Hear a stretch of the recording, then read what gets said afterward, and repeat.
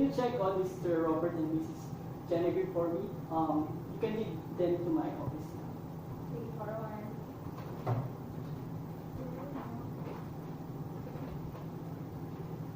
Here they are. You may now take your seats and make yourself comfortable. Do you want coffee or water? Coffee will do. Thank you for the help, Beth. Robert and Genevieve, it's been a while since our last discussion. Yeah, I must say that the last discussion that we have is very fruitful, and our portfolio so far is looking good. So we're looking forward to this discussion and hoping that you could help us with our superannuation. That's good to hear that I could help you out with your investment. So let's start. Yes, let's start. Okay.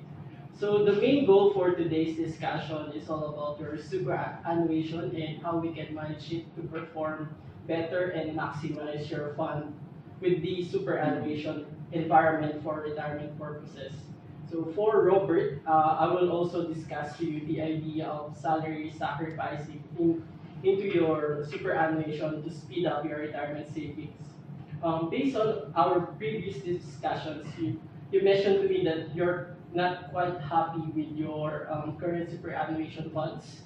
What's the reason behind it? We think that the fees are a bit on the higher end, considering the amount currently invested, in which it is around 1.5% per annum. So we would like to have a new superannuation that may be able to provide good superannuation administration with minimal fees for the time being. Yes, I have also noticed that with your current provider, they charge quite high. With the research I have conducted, I have recommended a product which is called AMP North Personal Super Fund as your new superannuation provider. As you are both concerned with the fees being charged to your account, I have chosen this product as they are known to charge you less while you enjoy the benefit of higher return based on the historical data of the investment options available in the superannuation platform. I will show you the comparison in just a bit after we discuss the salary sacrifice strategy.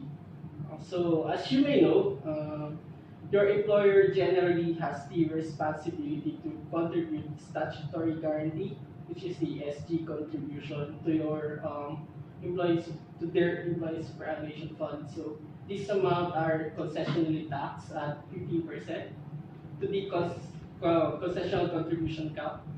SG contribution is usually picks up to the 95% of your income. A person, in this case you, Robert, if it is agreed between you and your employer, you can salary sacrifice further amounts into your superannuation. The salary sacrifice strategy provides you the opportunity in the right circumstances to reduce a person's marginal taxation rate and replace it with the concessional rate, making this a very tax effective strategy. Salary sacrifice some of your income towards your superannuations, you will be able to increase your superannuation savings faster and will help you save for your retirement.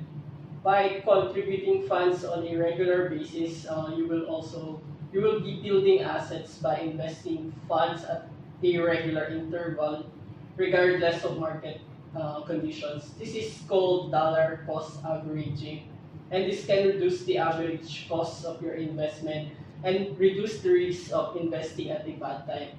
So superannuation savings, as mentioned before, it is concessionally taxed at the rate of 15%, which is less than your effective personal tax rate. I will be showing you a calculation on how you will benefit on this strategy. So currently, you are contributing 11,400 towards your superannuation, which is 9.5% of your annual income,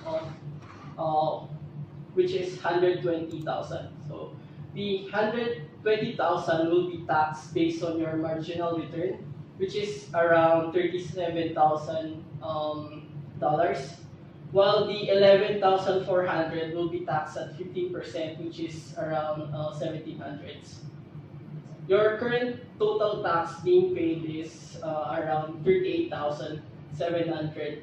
So, with the proposed strategy, which is salary sacrificing, we will maximize the current concessional contribution limit of 30,000. So an additional 18,600 will be deducted to your income.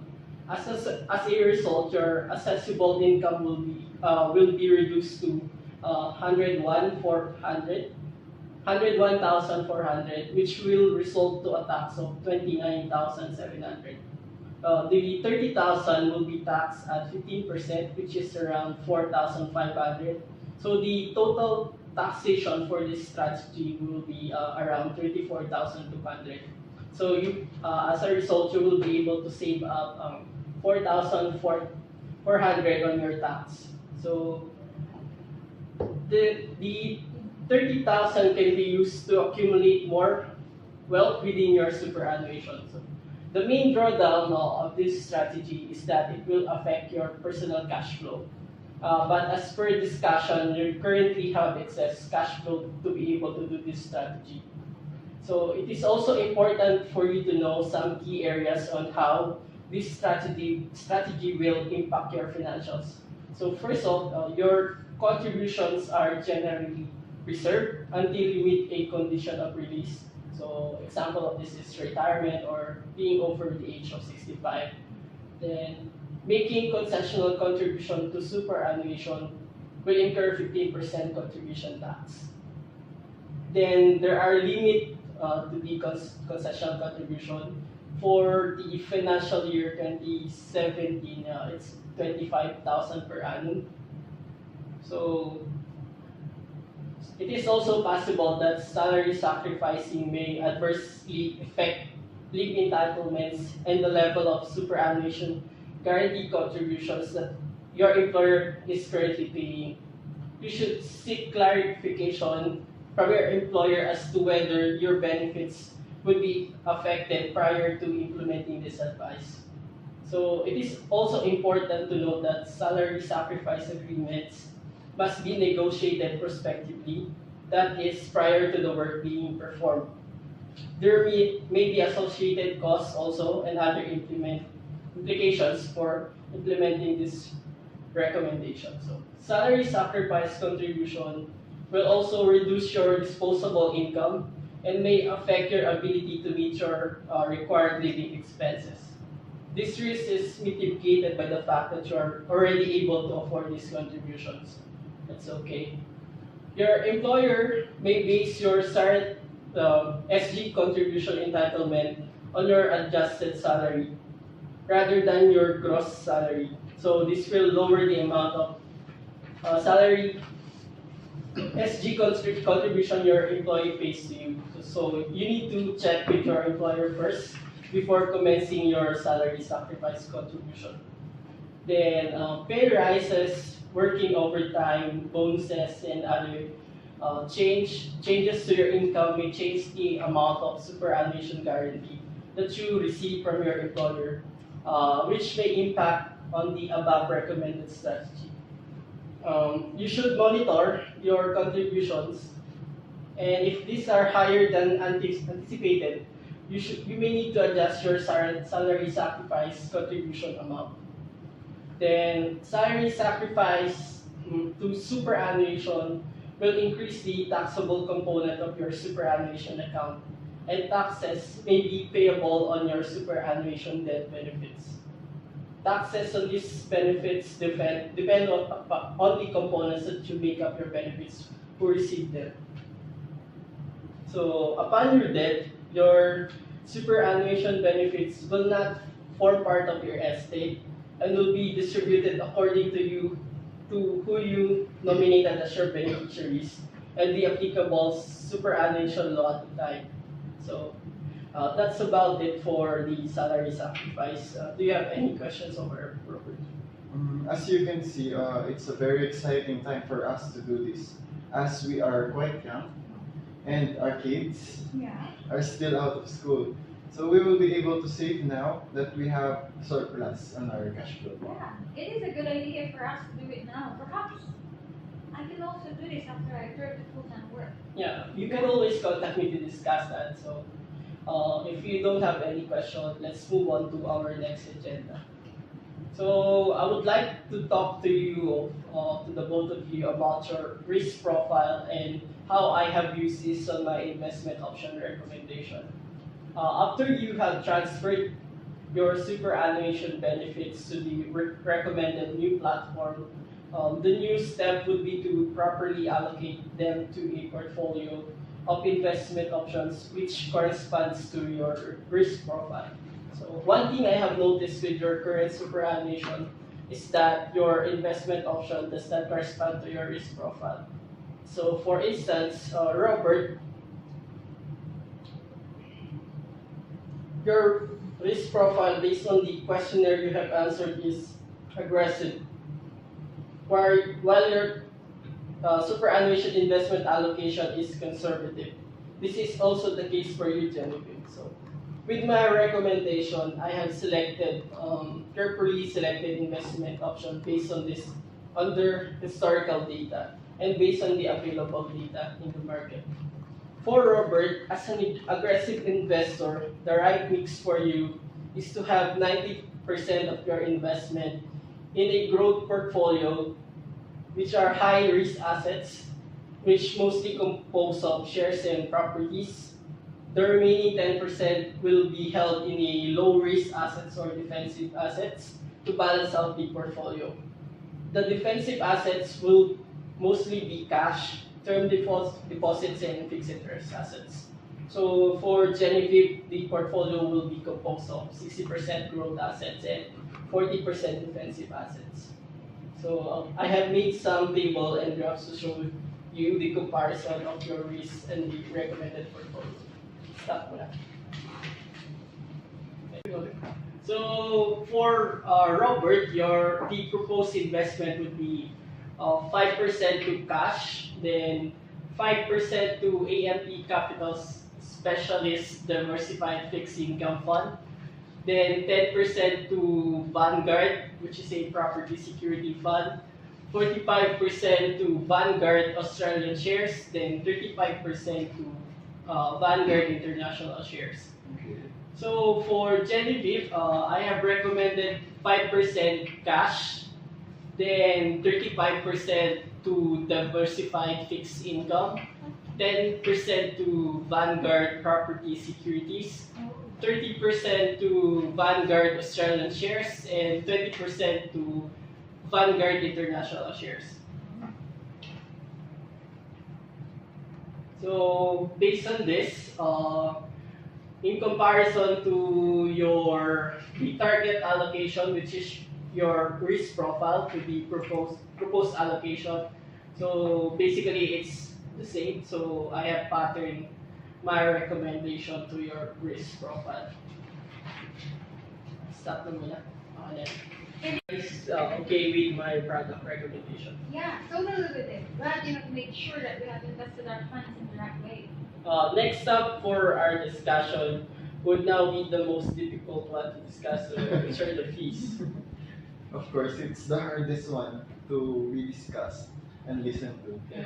So one of your reason why you have asked for advice is that you are worried and concerned with the fees being charged to you. So with my recommended platform and investment, you will incur the following fees. So for Robert, the admin cost would be around $307, and the indirect cost ratio, which is the product fee, investment option fee, is 0.20% of the investment, so that's around $100. Then the membership for this account is $91. So it's the total would be around $500, which is very low in comparison to your current product. So basically, that's the fee computation also for you, Genevieve. So the admin and the membership fee are both direct costs incurred by the platform in managing your superannuation, while the indirect cost ratio are costs incurred by the fund manager in managing your investments. All these fees will be deducted to your superannuation balances. So, as I said, in comparison to your current expenses, this number are significantly lower. With higher return and lower expenses, this will benefit you in the long run. So, I will also need to discuss the fees for the statement of advice preparation and implementation. So it's still the same with the last SOA. So it's 2,000. Then in which 10% will be for the suite financial planning. I would like also to emphasize the need for you to have an ongoing agreement arrangement, especially with this kind of advice. So, with salary sacrifice, it is imperative that you monitor your contribution limit. A change in your salary rate will have an impact on how you contribute. Thus, proper monitoring of your contribution is a must. This can be done through an ongoing service agreement with us. So, ongoing service agreement will also help you out when you need advice on other areas of your finances and as to monitor the progress of my advice. So that's about it with the fees and overall advice. Are you guys happy with the presentation and how I discussed the SOA? Same as last time. So your presentation was spot on and informative. Yeah, we are very happy with how the presentation flow, and it shows that you have put in efforts and a lot of time to be able to discuss our concern. Okay, so that's good to hear then. Do you have any question before we wrap this one up? No? Okay.